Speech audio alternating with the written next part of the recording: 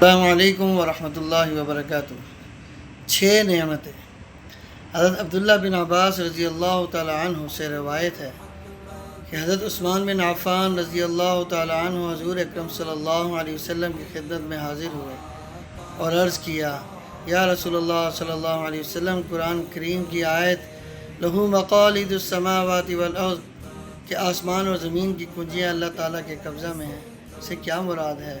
آپ صلی اللہ علیہ وسلم نے ارشاد فرمایا کہ آسمان اور زمین کی کنجیوں سے یہ کلمات مراد ہیں: سبحان اللہ والحمد للہ ولا الہ الا اللہ واللہ اکبر ولا حول ولا قوة الا باللہ العلی العظیم، الاول والآخر والظاہر والباطن بیدک الخیر تحیی و تمیت وہو علی کل شیء قدیر۔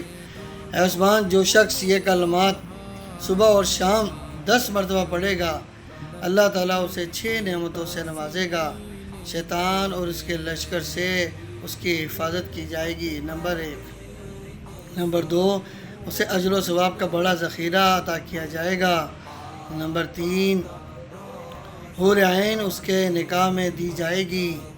اور نمبر 4، اس کے گناہ معاف کر دیے جائیں گے، چاہے سمندر کے جھاگ کے برابر کیوں نہ ہو۔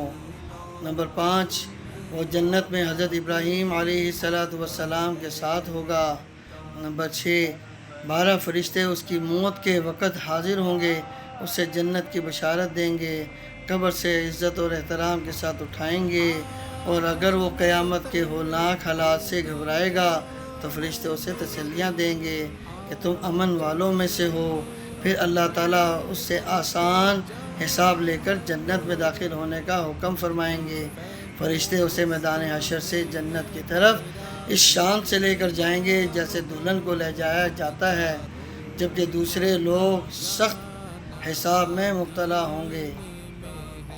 مثبت سوچ، مثبت بات، مثبت لوگوں کی فکر رکھیں تاکہ ایک بندہ بھی آپ کے کلمات کی وجہ سے، آپ کی دینی تعلیم کی وجہ سے کوئی راہ راست پر آ جاتا ہے تو حضرت صلی اللہ علیہ وسلم نے حضرت علی کرم اللہ وجہ سے فرمایا، اے علی، میں تمہیں ایسی بات نہ بتا دوں جو تمہیں روز محشر کامیاب کر دے؟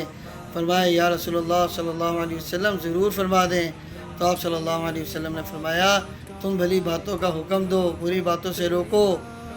ٹھیک ہے، تمہاری وجہ سے اگر کوئی ایک بندہ بھی راہ راست پر آ گیا تو روز محشر تمہارے لیے وہ بخشش کے لیے وہ اکیلا بندہ ہی کافی ہوگا۔ جزاکم اللہ خیرا و احسن الجزاء فی الدنیا والآخرہ۔ السلام علیکم ورحمۃ اللہ وبرکاتہ۔